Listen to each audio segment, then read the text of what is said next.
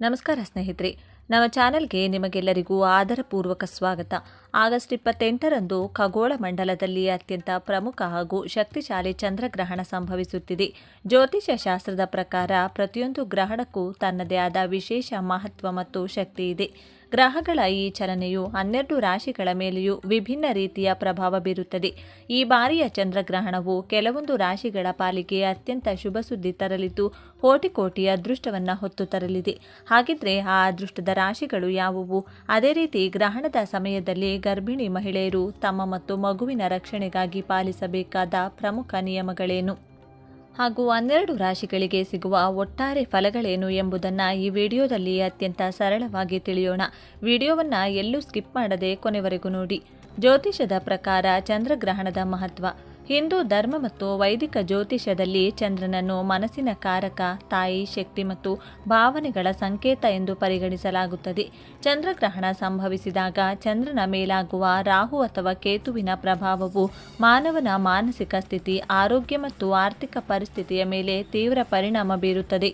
ಗ್ರಹಣದ ಅವಧಿಯಲ್ಲಿ ಧನಾತ್ಮಕ ಮತ್ತು ಋಣಾತ್ಮಕ ಶಕ್ತಿಗಳೆರಡೂ ಸಕ್ರಿಯವಾಗಿರುತ್ತವೆ. ಆದ್ದರಿಂದ ಈ ಸಮಯದಲ್ಲಿ ಜಾಗರೂಕರಾಗಿರುವುದು ಮತ್ತು ದೈವಿಕ ಚಿಂತನೆಯಲ್ಲಿ ತೊಡಗುವುದು ನಮಗೆ ಒಳ್ಳೆಯ ಫಲಿತಾಂಶಗಳನ್ನು ನೀಡುತ್ತದೆ.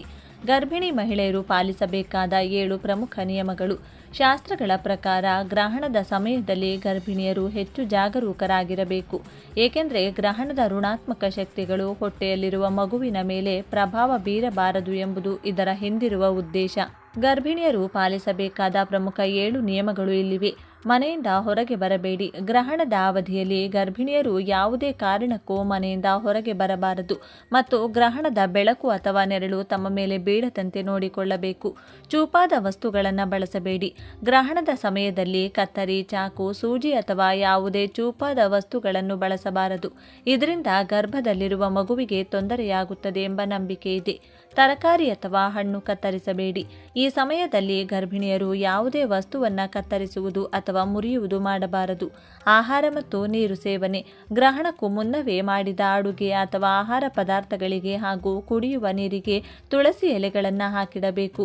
ತುಳಸಿಯು ಋಣಾತ್ಮಕ ಶಕ್ತಿಗಳನ್ನು ತಡೆಯುತ್ತದೆ. ಮಲಗುವ ಭಂಗಿ. ಗ್ರಹಣದ ಸಮಯದಲ್ಲಿ ಗರ್ಭಿಣಿಯರು ಕಾಲು ಚಾಚಿ ನೇರವಾಗಿ ಕುಳಿತುಕೊಳ್ಳುವುದು ಅಥವಾ ಮಲಗುವುದು ಒಳಿತು. ಕಾಲುಗಳನ್ನು ಮಡಚಿ ಕುಳಿತುಕೊಳ್ಳಬಾರದು. ದೈವಿಕ ಮಂತ್ರ ಜಪ. ಈ ಸಮಯದಲ್ಲಿ ಭಯಪಡುವ ಅಗತ್ಯವಿಲ್ಲ. ಮನಸ್ಸಿನಲ್ಲಿ ಓಂ ನಮಃ ಶಿವಾಯ ಅಥವಾ ಸಂತಾನ ಗೋಪಾಲ ಮಂತ್ರವನ್ನು ಜಪಿಸುತ್ತಾ ಪ್ರಶಾಂತವಾಗಿರಿ. ಗ್ರಹಣದ ನಂತರದ ಸ್ನಾನ. ಗ್ರಹಣದ ಸಂಪೂರ್ಣವಾಗಿ ಮುಗಿದ ನಂತರ ಗರ್ಭಿಣಿಯರು ಉಗುರು ಬೆಚ್ಚಗಿನ ನೀರಿನಲ್ಲಿ ಸ್ನಾನ ಮಾಡಿ ದೇವರಿಗೆ ನಮಸ್ಕರಿಸಿ ನಿಮ್ಮ ಕೈಲಾದ ದಾನ ಧರ್ಮಗಳನ್ನು ಮಾಡುವುದು ಅತ್ಯಂತ ಶ್ರೇಷ್ಠ. ಈ ಚಂದ್ರಗ್ರಹಣದ ಅತ್ಯಂತ ಅದೃಷ್ಟದ 4 ರಾಶಿಗಳು. ಈ ಬಾರಿಯ ಚಂದ್ರಗ್ರಹಣವು ಜ್ಯೋತಿಷದಲ್ಲಿ ಲೆಕ್ಕಾಚಾರದಂತೆ 4 ಪ್ರಮುಖ ರಾಶಿಗಳಿಗೆ ಅಪಾರವಾದ ಯಶಸ್ಸು ಮತ್ತು ರಾಜಯೋಗವನ್ನು ನೀಡಲಿದೆ. ಆ ಅದೃಷ್ಟದ ರಾಶಿಗಳು ಯಾವುವು ಎಂದರೆ ವೃಷಭ ರಾಶಿ. ಈ ರಾಶಿಯವರಿಗೆ ಗ್ರಹಣದ ನಂತರ ಹೊಸ ಆದಾಯದ ಮೂಲಗಳು ತೆರೆದುಕೊಳ್ಳುತ್ತವೆ. ತಡೆಹಿಡಿಯಲ್ಪಟ್ಟಿದ್ದ ಹಣ ನಿಮ್ಮ ಕೈ ಸೇರಲಿದೆ. ವ್ಯಾಪಾರ ಮತ್ತು ಉದ್ಯೋಗದಲ್ಲಿ ಬಡ್ತಿ ಸಿಗುವ ಸಂಪೂರ್ಣ ಸಾಧ್ಯತೆ ಇದೆ. ಸಿಂಹರಾಶಿ. ಸಿಂಹರಾಶಿಯವರಿಗೆ ಈ ಗ್ರಹಣವು ನಿರೀಕ್ಷಿತ ಯಶಸ್ಸನ್ನು ತರಲಿದೆ. ಸಮಾಜದಲ್ಲಿ ಗೌರವ ಹೆಚ್ಚಾಗಲಿದೆ. ಆಸ್ತಿ ಅಥವಾ ಹೊಸ ವಾಹನ ಖರೀದಿ ಮಾಡುವ ಯೋಗವಿದೆ. ಕುಟುಂಬದಲ್ಲಿ ಸಂತೋಷ ನೆಲೆಸುತ್ತದೆ. ಧನುರಾಶಿ. ಧನುರಾಶಿಯ ಜಾತಕದವರಿಗೆ ಆರ್ಥಿಕ ಸಂಕಷ್ಟಗಳು ದೂರವಾಗಲಿವೆ. ವಿದೇಶಿ ಪ್ರಯಾಣ ಅಥವಾ ಹೊಸ ಉದ್ಯೋಗದ ಹುಡುಕಾಟದಲ್ಲಿದ್ದವರಿಗೆ ಶುಭ ಸುದ್ದಿ ಸಿಗಲಿದೆ.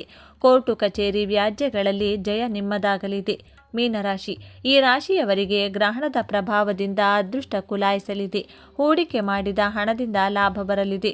ಉದ್ಯೋಗಿಗಳಿಗೆ ಮೇಲಧಿಕಾರಿಗಳ ಬೆಂಬಲ ಸಿಗಲಿದ್ದು ಕೆಲಸದಲ್ಲಿ ಪ್ರಶಂಸೆ ವ್ಯಕ್ತವಾಗಲಿದೆ. ಉಳಿದ ರಾಶಿಗಳ ಮೇಲಾಗುವ ಪ್ರಭಾವ ಮತ್ತು ಸರಳ ಪರಿಹಾರಗಳು. ಉಳಿದ ರಾಶಿಗಳಾದ ಮೇಷ, ಮಿಥುನ, ಕರ್ಕಾಟಕ, ಕನ್ಯಾ, ತುಲಾ, ವೃಶ್ಚಿಕ, ಮಕರ ಮತ್ತು ಕುಂಭ ರಾಶಿಯವರಿಗೆ ಈ ಗ್ರಹಣವು ಮಿಶ್ರ ಫಲಗಳನ್ನು ನೀಡಲಿದೆ. ಮೇಷ ಮತ್ತು ಕರ್ಕಾಟಕ ರಾಶಿ. ಆರೋಗ್ಯದ ವಿಚಾರದಲ್ಲಿ ಸ್ವಲ್ಪ ಜಾಗ್ರತೆ ವಹಿಸಬೇಕು. ಅನಗತ್ಯ ಖರ್ಚುಗಳನ್ನು ನಿಯಂತ್ರಿಸುವುದು ಒಳ್ಳೆಯದು. ಮಿಥುನ ಮತ್ತು ಕನ್ಯಾ ರಾಶಿ. ಕೆಲಸದ ಸ್ಥಳದಲ್ಲಿ ಶ್ರಮ ಹೆಚ್ಚಿರಲಿದೆ. ತಾಳ್ಮೆಯಿಂದ ನಿರ್ಧಾರಗಳನ್ನು ತೆಗೆದುಕೊಳ್ಳುವುದು ಒಳಿತು. ತುಲಾ ಮತ್ತು ವೃಶ್ಚಿಕ ರಾಶಿ. ಮಾನಸಿಕ ಒತ್ತಡ ಅಥವಾ ಕುಟುಂಬದಲ್ಲಿನ ಸಣ್ಣ ಪುಟ್ಟ ಭಿನ್ನಾಭಿಪ್ರಾಯಗಳು ಬರಬಹುದು. ಕೋಪವನ್ನು ನಿಯಂತ್ರಿಸಿ.